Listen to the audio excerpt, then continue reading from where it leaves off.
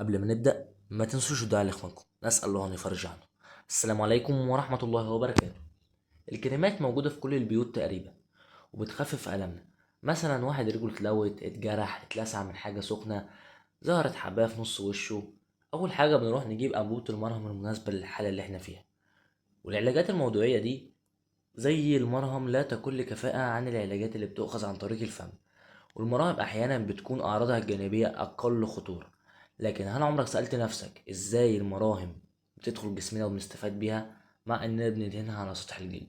أهلا وسهلا بيكم في قناة سؤال في السريع. لو لسه أول مرة في القناة ما تنساش اللايك والاشتراك في القناة وتفعيل زر الجرس عشان تكون أول واحد يوصل له الفيديو. يلا بينا.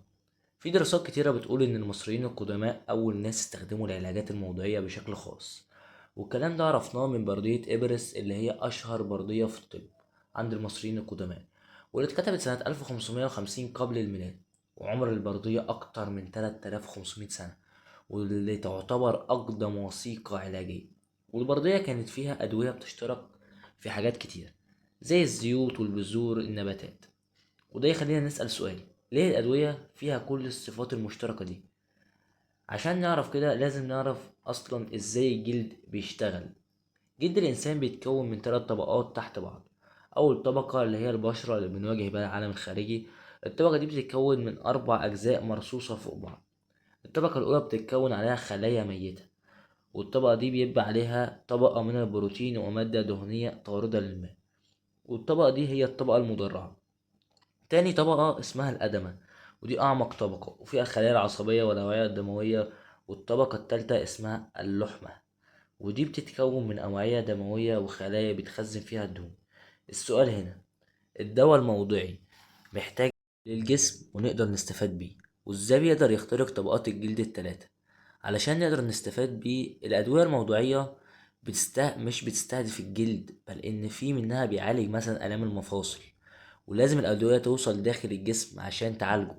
الأدوية العادية اللي بتاخد عن طريق الفم بتتكسر وبتسافر في الجسم عن طريق مجرى الدم، وحتى الحقن اللي بتتاخد عن طريق الوريد بتتوصل عن طريق الدم. وعلشان أي علاج نعرف نستفاد بيه لازم المادة بتاعته تكون قابلة للامتصاص، وأن يكون قابل للنقل عن طريق مجرى الدم. وفي حالة العلاجات الموضوعية ما ينفعش تنقل عن طريق مجرى الدم.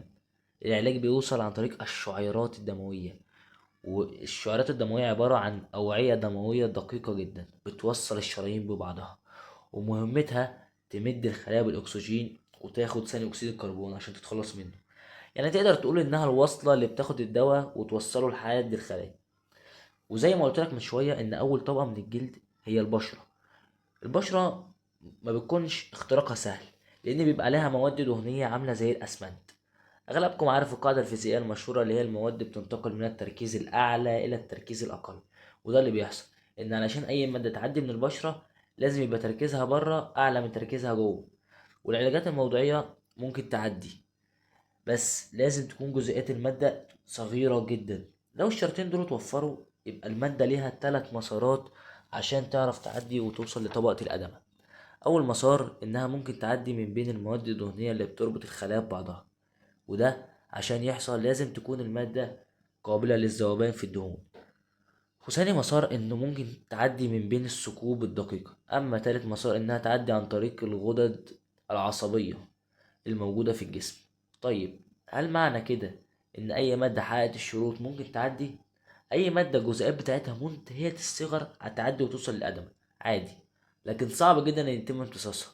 زي ما قلنا من شوية الامتصاص بيكون عن طريق الشعرات الدموية. وفي عدة عوامل بتأثر على معدل الامتصاص، وكل عامل شركات الأدوية بتستخدمه بذكاء علشان تضمن فعالية المنتج بتاعها. ولو ألقيت نظرة على المركبات اللي بيتعمل منها المراهم هتلاقي فيها هتلاقيها بتشترك مع بعض في شوية حاجات. أول حاجة إن المواد الفعالة تبقى محطوطة في محاليل قطبية علشان تبقى عندها قدرة على التفكك والذوبان في الدهون، وبكده يضمنوا إن كميات كبيرة من المرهم يوصل لحد الشعرات الدموية. وبكده يبقى جاوبنا على سؤال النهاردة. قبل ما تخرج ما تنساش اللايك لو عجبك الفيديو، والاشتراك في القناة وتفعيل زر الجرس.